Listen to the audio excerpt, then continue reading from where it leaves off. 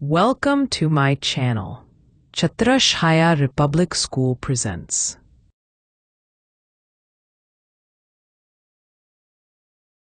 चलिए आज एक बहुत ही अनोखी कहानी सुनते हैं। एक ऐसे समुदाय की जिनका जानवरों की दुनिया से एक बहुत ही खास रिश्ता है। और ये कहानी सिर्फ सांपों के बारे में नहीं है, ये एक पूरी जीवन शैली के बारे में है जो अब बदलने की कगार पर है।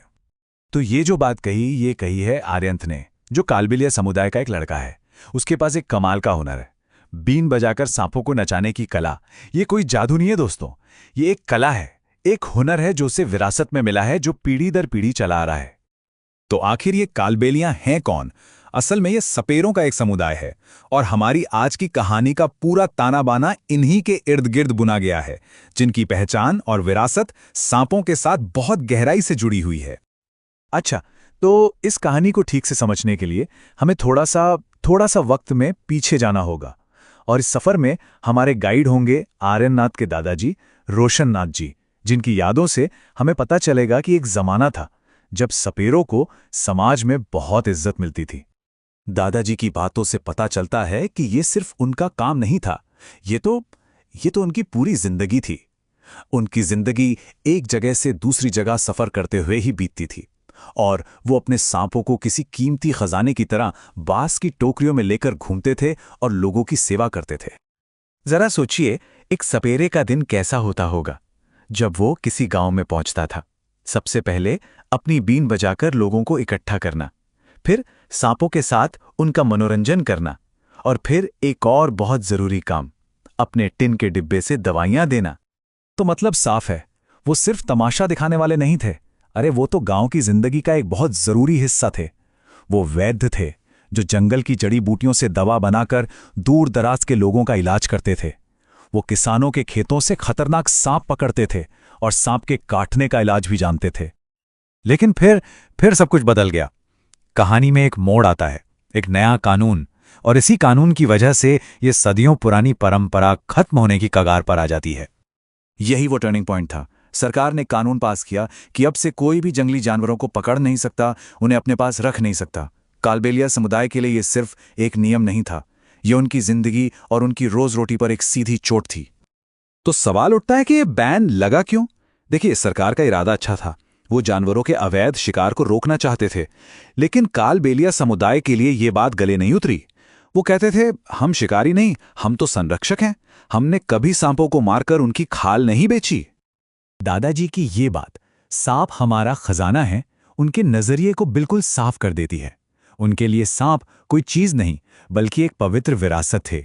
एक ऐसी विरासत जिसे वो अपनी बेटियों के शादी में तोहफे के तौर पर भी देते थे। ये बात सरकार के नजरिए और उनके सांस्कृतिक मूल्यों के बीच का गहरा फर्क दिखाती है। अच्छा, अब जरा सांपों के बारे में बात करते हैं। बहुत सारे डर हैं, बहुत सारी गलत फहमियां हैं, और इन मिथकों को तोड़ने के लिए कालबेलिया लोगों के ज्ञान से बेहतर और क्या हो सकता है। एक सवाल है, क्या वाकई सारे सांप जहरीले होते हैं? जब भी हम सांप का नाम सुनते हैं तो दिमाग में सबसे पहले जहर और खतरे का ही ख्याल आता है। पर क्या ये सच है? इसका जवाब सुनकर शायद थोड़ी हैरानी हो। हमारे देश में सैकड़ों किस्म के सांप पाए जाते हैं, लेकिन उनमें से सिर्फ 4, जी हां, सिर्फ 4 तरह के सांप ही जहरीले होते हैं। ये ज्ञान कालबेलिया लोगों के लिए बहुत आम है, पर बाकी दुनिया के लिए ये एक बहुत बड़ी जानकारी है। और ये कौन से 4 हैं? ये हैं कोबरा, जिसे हम नाग भी कहते हैं, कॉमन करैत, रसेल्स वाइपर यानी दुबोइया, और सॉ स्केल्ड वाइपर, जिसे अफाई भी कहते हैं। बस यही 4, और इसी खास ज्ञान की वजह से कालबेलिया लोग गांव वालों के लिए इतने जरूरी थे। और एक बहुत ही दिलचस्प बात जो सपेरे सदियों से जानते हैं, वो ये कि सांप का जहर ही उसका इलाज भी है। मतलब सांप के काटने की जो दवा बनती है ना, वो उसी के जहर से तैयार की जाती है। है ना कमाल की बात? जो चीज मार सकती है वही बचा भी सकती है। यही नहीं, सांपों की एक और बहुत बड़ी भूमिका है। दादाजी के शब्दों में कहें तो सांप किसानों के दोस्त हैं। कैसे? क्योंकि वो खेतों में चूहों को खा जाते हैं और फसल को बर्बाद होने से बचाते हैं। तो सवाल अब ये उठता है कि इस बदलती दुनिया में, इस नए कानून के साथ, ये सदियों पुरानी परंपरा आखिर जिंदा कैसे रहेगी? कहानी का ये आखिरी हिस्सा इसी सवाल का जवाब ढूंढने की कोशिश करता है। सबसे जरूरी बात यह है कि दादाजी लड़ने की सलाह नहीं देते।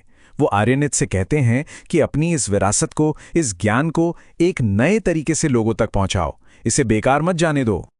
तो ये नया रास्ता कैसा हो सकता है? दादाजी समझाते हैं कि अपनी बीन पार्टी बनाओ, लोगों का मनोरंजन करो, लेकिन उससे भी ज्यादा जरूरी है कि अपना ज्ञान बांटो। शहरों में बच्चों को बताओ, उन्हें जहरीले सांपों की पहचान कराओ, उनका डर दूर करो और अपनी कहानी सुनाओ।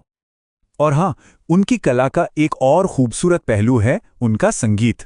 आपको पता है, उनके जो वाद्य यंत्र हैं वो भी प्रकृति से ही बने हैं।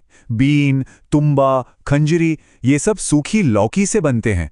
ये दिखाता है कि उनका प्रकृति से कितना गहरा नाता है। तो आर्यंत और कालबेलिया समुदाय की एक कहानी हमें एक बहुत बड़े सवाल के साथ छोड़ जाती है कि जब दुनिया इतनी तेजी से बदल रही हो तो हम अपनी जड़ों को, अपनी परंपराओं को कैसे जिंदा रखें। ये सिर्फ कालबेलिया की कहानी नहीं है, ये दुनिया के ऐसे कई समुदायों की कहानी है। एक ऐसा सवाल जिस पर सोचना बहुत जरूरी है।